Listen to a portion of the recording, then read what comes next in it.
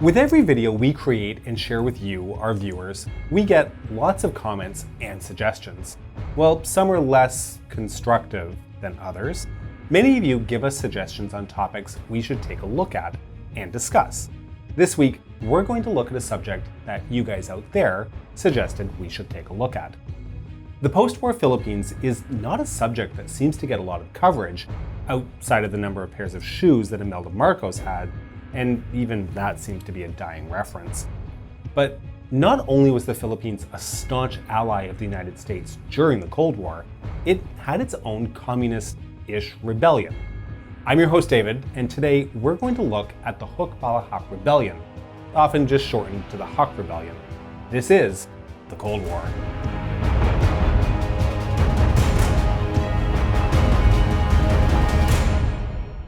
Like so many of our episodes, we are going back to the Second World War. The Philippines, an American territory before the war, had been occupied by the Japanese between 1942 and 1945. During the occupation, a substantial resistance movement was carried out by a variety of different groups across the island chain. Estimates of the numbers of participants in the resistance have ranged as high as 260,000 people, most of them from the peasant classes. They were loosely organized under the name of Anti-Japanese Army, or Hubang Laban sa Hapon, often shortened to Hukbalahap, or even shorteneder, the Huks. The Huks had a considerable amount of success fighting against not only the Japanese, but also against those Filipinos who collaborated with the Japanese, mainly wealthy landowners. Those with some familiarity with class struggle can see where this might be headed. So, at this point, it's probably worth explaining a little bit about the social dynamics present in the Philippines after the American conquest in the Spanish-American War. Since that time, a large gulf had emerged between wealthiest and most influential landowners and the peasant classes, largely driven by a deepening income gap. As the peasant classes fell further and further behind, they tried to enact change by means of strikes, lawsuits against landowners, and even running for office themselves. The peasants' ability to mobilize in large numbers made them a powerful force, especially during the years of the occupation, but this continued after the war as well, as they struggled against social injustice and endemic corruption. Although the Philippines is recognized as a founding member of the United Nations, its independence was not formally recognized by the United States until 1946. This independence, however, was somewhat curtailed by the presence of the United States military, who had liberated the islands from Japan and remained in occupation, led by none other than General Megalomaniac MacArthur. The Filipino people, who had at first welcomed the United States as liberators, hoped their arrival again in the country would bring positive change. This was short-lived, however, as it soon became obvious that the US was happy to reestablish and support the same triangle of power between business, politicians, and landowners that had existed before the war. Further adding to this frustration was US recognition of many Filipino veterans from the war, but not the Huks. The United States was suspicious of the Huks and their leftist sympathies, in that they had fought against the landowning class during the war, since they had collaborated with the Japanese. The Huks were ordered to disarm in the face of persecution by American troops, as well as the Filipino constabulary and local landlords. Any villagers who displayed sympathies for the Huks were harassed, and many had food supplies and houses burnt down, or were even arrested. One notorious incident involved the Huk group, Squadron 77, who in February of 1945 were surrounded by American and Filipino soldiers and then shot and killed. Their bodies were then buried in a mass grave. Arrests of prominent Hukbalahap leaders then followed, including the two top leaders, Castro Alejandrino and Luis Taruc. By September of 1945, however, they had been released, and Taruc formally announced the end of the Huk resistance, asking for recognition of Huk veterans in exchange. Now, keep in mind that while negotiations began between the Huk and MacArthur and Filipino President Osmeña, the fighting continued. Osmeña agreed to recognize some of the Huk fighters as veterans, but not all of them. This resulted in the total rejection of the government's proposal by the Huk and a refusal to lay down arms.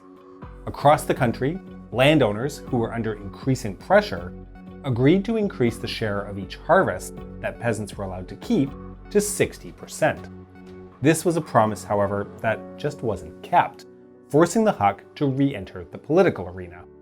They formed the National Peasants' Union, the PKM, which advocated for a 60% share of harvest for peasants, equality for all Filipinos, protection for peasants, and even low interest rates in loans to those peasants. All sounds a little leftist, doesn't it? Well, the continued persecution of the Huks actually did push the PKM movement to the left and into an alliance with the communists. In the summer of 1945, the PKM, together with the Communist Party, formed the Committee of Labor Organizations, the CLO. This alliance, the Democratic Alliance, or DA, actually supported President Sergio Osmina in the elections that year, as he was still seen as a more favorable option to the staunchly conservative and anti-Huk opponent Manuel Rojas. Despite the support of the DA, Rojas was elected president. Further to this, the 6 seats in parliament that the DA did win were annulled, and the Huk representatives, including Luis Taruc, were barred from taking their seats. So where did this leave the Huks and the peasants? Well, overall pretty alienated, as you might imagine. The new Rojas government began a program of pacification, which largely consisted of joint meetings between government officials and MPs, together with DA and Huk leadership in the villages. These meetings were intended to help bring an end to the conflict, but little came from it. This was largely due to the fact that the violence was still ongoing. The breaking point for the Huks was the 1946 killing of one of their leaders, Juan Fileo. Insurrection was planned. Now, as I mentioned, Rojas was a firm opponent of the Huks, viewing them as communists, and he firmly believed in the need to neutralize them. But you know what? How did the communists view the Huks? They'd formed an alliance, but fundamentally the communists saw the Huks as peasants and therefore unable to succeed in a revolutionary struggle. You need to be part of the proletariat for that, right? But where did that leave the Huks then? Well, it left them on their own. A large, organized, combat-experienced group with general support from the rural areas.